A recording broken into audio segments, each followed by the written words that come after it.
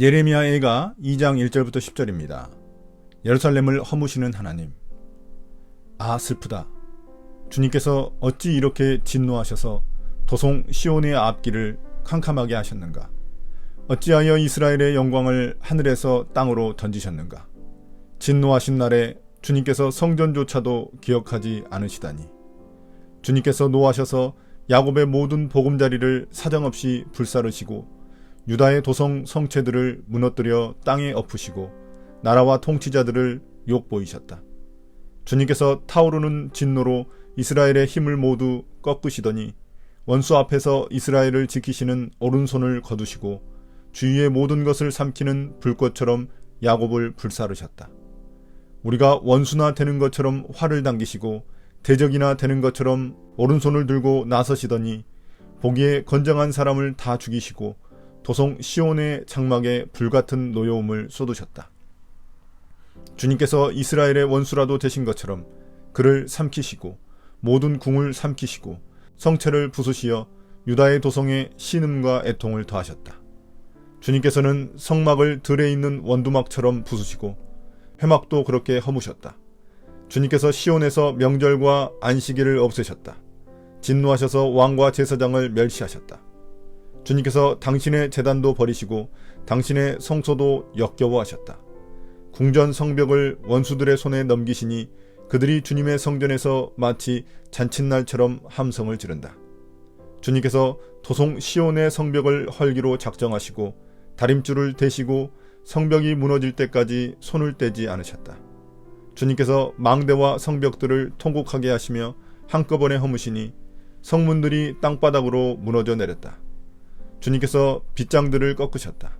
왕과 지도자들은 뭇 민족 가운데로 흩어지고 율법이 없어지고 예언자들도 주님께 계시를 받지 못한다.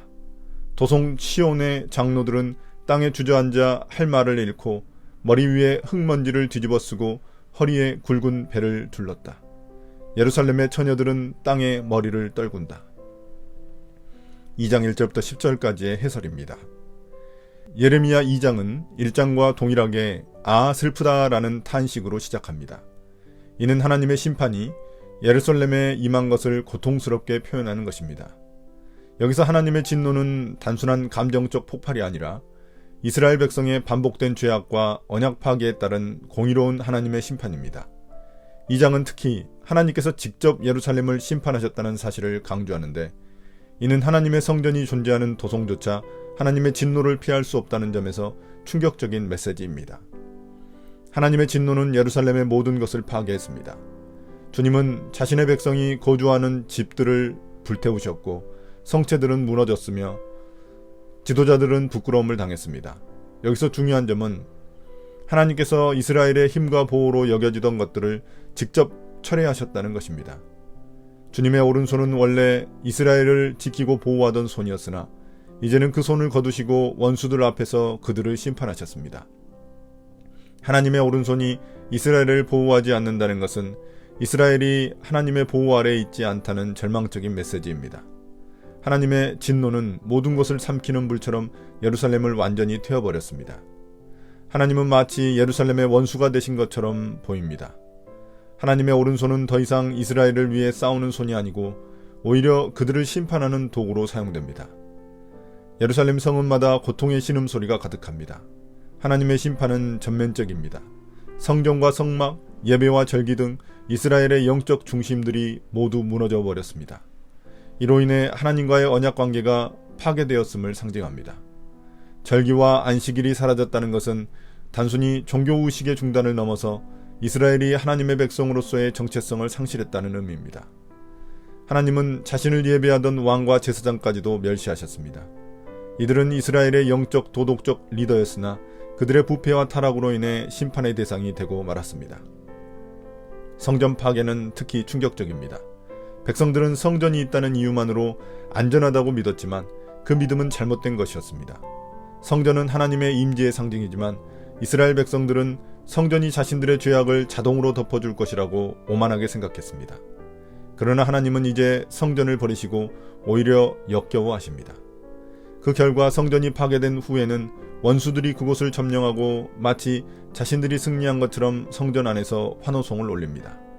이는 하나님의 보호가 사라진 예루살렘이 얼마나 철저하게 무너졌는가를 보여줍니다. 하나님께서 예루살렘 성벽을 허무신 것도 매우 상징적입니다. 성을 방어하는 데 가장 중요한 요소는 성벽입니다. 그러나 하나님은 측량줄로 재시고 계획적으로 성벽을 무너뜨리셨습니다. 이는 하나님의 심판이 충동적인 것이 아니라 철저하게 계획된 행위임을 의미합니다. 하나님은 이미 오래전부터 이스라엘에게 경고하셨고 이제 그 경고가 실현된 것입니다. 성문의 빗장들은 부서져 무용지분이 되었고 예루살렘을 지키던 모든 방어책들은 사라졌습니다. 하나님의 심판이 이토록 철저한 이유는 이스라엘의 지도자들이 그들의 도덕적 영적 책임을 다하지 않았기 때문입니다. 왕과 지도자들은 포로로 잡혀갔고 그 땅에서 더 이상 율법이 작동하지 않습니다. 율법은 이스라엘의 영적 도덕적 기준이었으나 그 기준이 무너짐으로써 백성들은 혼란 속에 빠졌습니다. 또한 예언자들조차 주님의 계시를 받지 못합니다. 이는 하나님과의 관계가 완전히 단절되었음을 의미하며 영적 암흑기가 도래했음을 나타냅니다. 백성들을 인도하던 영적 지도자들이 더 이상 하나님의 말씀을 듣지 못한다는 것은 이스라엘의 절망적 상태를 잘 보여줍니다. 이러한 참혹한 현실 앞에서 이스라엘의 장로들은 굵은 베옷을 입고 땅에 앉아 애통하고 있습니다. 장로들은 이스라엘 사회에서 지위와 권위를 상징했지만 이제 그들도 완전한 무력감을 느끼며 할 말을 잃고 있습니다. 그들이 땅에 앉아있는 모습은 예루살렘의 완전한 멸망과 그 앞에서 아무것도 할 수 없는 인간의 나약함을 상징합니다. 그들은 이제 아무 희망도 대안도 없이 하나님의 심판 앞에 고통을 표현할 수밖에 없는 처지에 있습니다. 결국 예레미야 애가 2장 1절부터 10절은 하나님의 심판이 예루살렘에 임했을 때 그 철저함과 무자비함을 생생하게 묘사합니다. 이 심판은 이스라엘이 하나님의 경고를 무시하고 죄악 가운데 거했기 때문에 이루어진 것이며 단순한 처벌이 아니라 하나님의 언약을 저버린 대가임을 보여줍니다. 하나님은 이스라엘을 향한 자신의 계획을 철저히 시행하시며 그들의 죄와 부패에 대한 대가를 치르게 하십니다. 오늘 묵상입니다. 유다 백성들은 성전이 있기만 하면 자신들이 안전하다고 생각하고 자만과 오만 속에 빠졌습니다. 그들은 죄를 마음껏 저지르면서도 성전에서 제사만 드리면 하나님께서 그들을 용서하시고 보호해 주실 것이라 여겼습니다. 그러나 하나님께서는 그들의 죄악과 외식적인 예배에 대해 공의로운 심판을 내리셨고 자신이 임재하시던 성전마저 무너뜨리셨습니다. 이는 하나님께서 성전에 갇혀 계시는 분이 아니시며 단지 제사와 의식을 받으시는 분이 아님을 보여줍니다. 하나님이 진정으로 원하시는 것은 단순한 예배의 형식이 아닙니다. 하나님은 삶 전체에서의 순종과 하나님의 뜻을 따르는 실천을 요구하십니다. 하나님 백성으로서 우리는 하나님께서 가르치신 말씀을 통해 그분의 뜻을 분별하고 그 뜻에 따라 살아가야 합니다. 단지 예배의식에 참여하는 것만으로는 충분하지 않으며 삶 속에서 하나님의 말씀을 실천하는 것이 참된 신앙입니다. 만약 하나님의 뜻을 분명히 분별하지 않고 종교적 형식에만 의존하게 된다면 우리 역시 종교라는 자기 기만에 속을 수 있습니다. 유다 백성들이 성전에 대해 가진 잘못된 신앙처럼 오늘날 우리도 외적인 종교적 행위에 의존하지 말아야 합니다. 우리가 하나님께 나아가는 예배는 우리의 삶을 변화시키는 힘이 되어야 하며 예배를 통해 하나님의 뜻을 깨닫고 그분께 순종하는 삶으로 나아가야 합니다. 말씀을 경시하고 종교적 행위만 중시할 때 우리는 스스로를 속이며 결국 영적 파멸에 이를 수 있습니다.